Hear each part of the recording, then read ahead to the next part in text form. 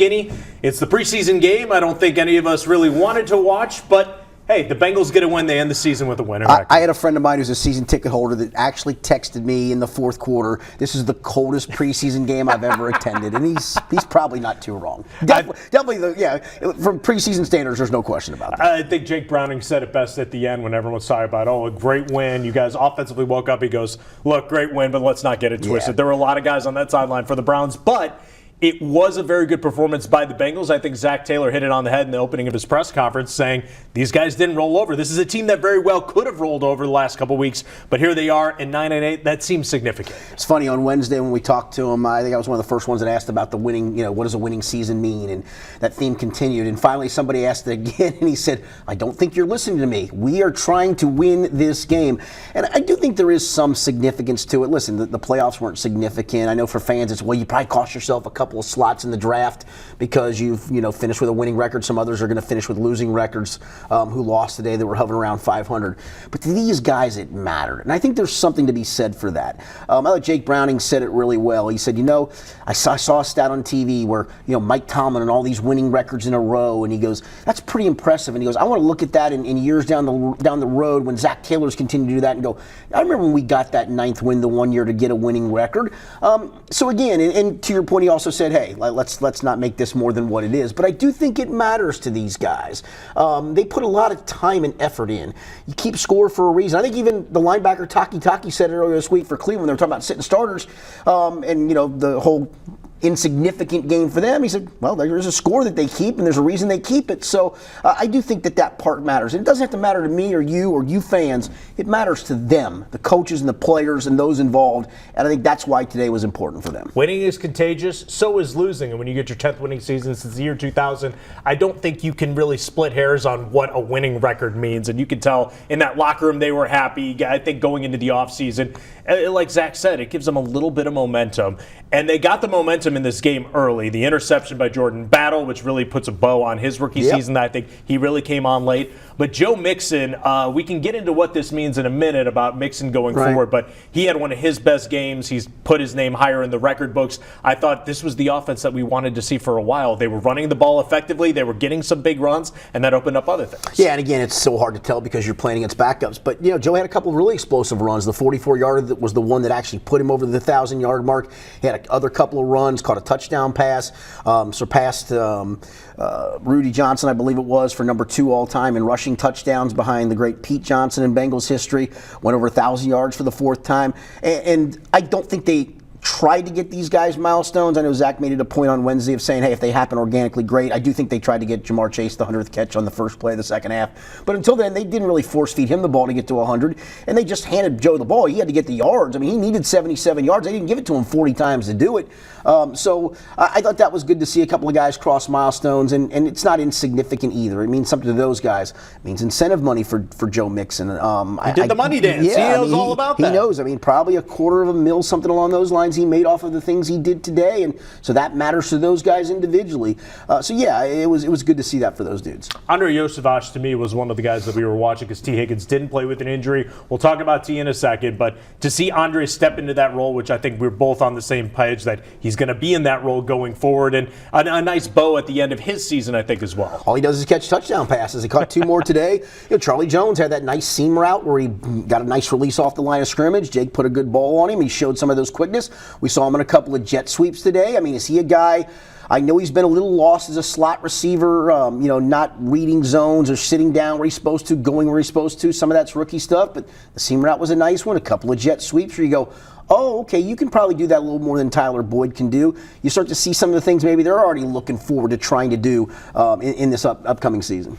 Now, we already talked about what this game meant, getting the win, winning season, all that. What can we take out of this game, though? Because like you said, it was almost the 5th preseason game. Yeah, I think, again, guys who wanted to be there.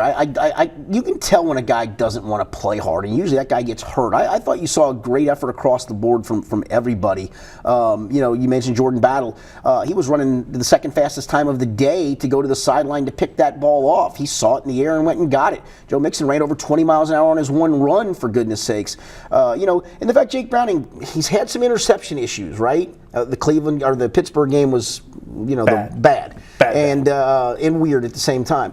And he throws one today, and that wasn't a very good throw either. It was a great play. They got tipped and then dive and catch, and he bounces back to throw 3 touchdowns and continues to show he's more than capable. And I think he showed his confidence where he said, I think I'm one of the best 32 in the league. I just happen to play behind a guy who's maybe top 5 in the league. But he's proven, listen, if Joe Burrow has to miss time, and maybe this is a lesson now for Joe Burrow as opposed to this year where he fought it and went, I got to play for our guys. I got to be in there even though the calf's not right. Maybe he now can sit back and go, I'm not right today, or I'm not right this week or for the next 2 weeks. Jake Browning will do just fine in that period of time, and then I can come back healthy. I think it was a win-win what Jake Browning showed the whole year and the way he finished it today. I know Browning has the exclusive rights tag on his deal. Do you think he's back next year? I do. It's just such an easy thing for the team to do. I mean, it's really a veteran minimum is all they have to offer him, and no other team can even negotiate with him. I think they'll give him a little bit more than that. I think they've always done right by Jake Browning. They gave him a couple game checks last year when they put him on the 53-man roster, including the AFC Championship game, which is a significant game check, basically to say, hey, don't go anywhere else. We really value you, and he finally got his chance. I think he really values the fact that the Bengals gave him that chance too. So I think they'll do right by him. It's not going to be exorbitant because in a perfect world, Jake Browning doesn't take a single snap next year, right? I mean, that's a perfect world. And even for him, he's put enough on tape where if he doesn't take a snap next year, doesn't get hurt, now he's also a restricted free agent the next year that we can get into in that offseason, which could affect him still being a Bengals player. But hey, you've got yourself a pretty good backup at the moment. And we've learned this year in the NFL. You better have one. Ooh, very, very important. No doubt. In the locker room today, I take it back to last year on move-out day, I believe it was, with Jesse Bates. Basically said goodbye, was very reflective, and you knew writing was on the wall. He's like, I'm not coming back here, and obviously he's gotten paid and lived up to that in Atlanta. Talking to Tyler Boyd and talking to Joe Mixon today, it seemed like they were very reflective as well, and it took me back to that. Do you think those are 2 guys that we're going to see in Bengals uniforms again, or is it going to be move on time? It's going to be move on time, and Joe Mixon actually does have another year in his contract. They could save a lot. They can get out from under it if they do that. And I truly think that's the direction they're going to head. But as we found last year, I think that was the direction they were going to head. And then Samaje Perine decides to sign with Denver, and suddenly it was, oh no, we now have to have a running back. Well, we've got one under contract. And if you recall, then the leverage was kind of both ways, where they needed Joe, but they also said to Joe, take a pay cut or we're just going to let you walk. Well, he took a pay cut to his credit. And so I think Tyler Boyd sees the writing on the wall and understands it. And I thought you're right to your point. I thought he was really reflective in the middle of us talking to him. Jake Browning, literally impromptu goes up to him and kind of taps him here and said some stuff to us about what he meant to the locker room. So I think even those guys, those teammates, know that he won't be back. Mixon, to me, is still a 20% chance-ish because, again, if you go to this offseason, you go, well, there's no veterans out there, and we couldn't get the draft pick we really wanted. We had to go to the 5th round to draft a guy or 4th round to draft a guy. I think that at that point, maybe Joe Mixon's still on this roster, but if they can make this work, I'm with you. I don't see it happening. 2 of the last guys on the team that remember what it was like before Zach Taylor, too. Yeah. That's how quickly things turn over. No, that's correct. Tyler said today 4 guys, and I think that's right. I don't have all 4 off the top of my head. I was trying to figure out who the 4th one was. It used to always be easy when Kevin Huber and Clark Harris were on the roster because you could always count those guys in. I'm trying to figure out off the top of my head. I cannot remember. Maybe Jonah Williams might be one of those guys because he was the first draft pick that Zach Taylor had. But there's not very many, and you're right to your point. That tells you how fast this stuff turns over in the league. Speaking of turning over, already T. Higgins is due a big contract. Obviously, they, from what the reports we know, are not close on getting an extension. T didn't play today. He's dealing with that hamstring injury. I don't think I expected him to play coming into it. Right. Save yourself, T. You've done plenty. Go get your bag. Do you think he's back because they have the option probably to tag him if they want? It's the most interesting question of the offseason because they've got they can start to make the tag on February the 20th. They have until March 5th as the deadline to decide whether or not they want to tag him. That's just ahead of free agency. So you have to determine, all right, if we're going to tag him, can we afford it if suddenly he has to play the tag out? What will his attitude be? I think it'll be pretty good because he wants to go get paid like Jesse Bates did the year that he played under the tag.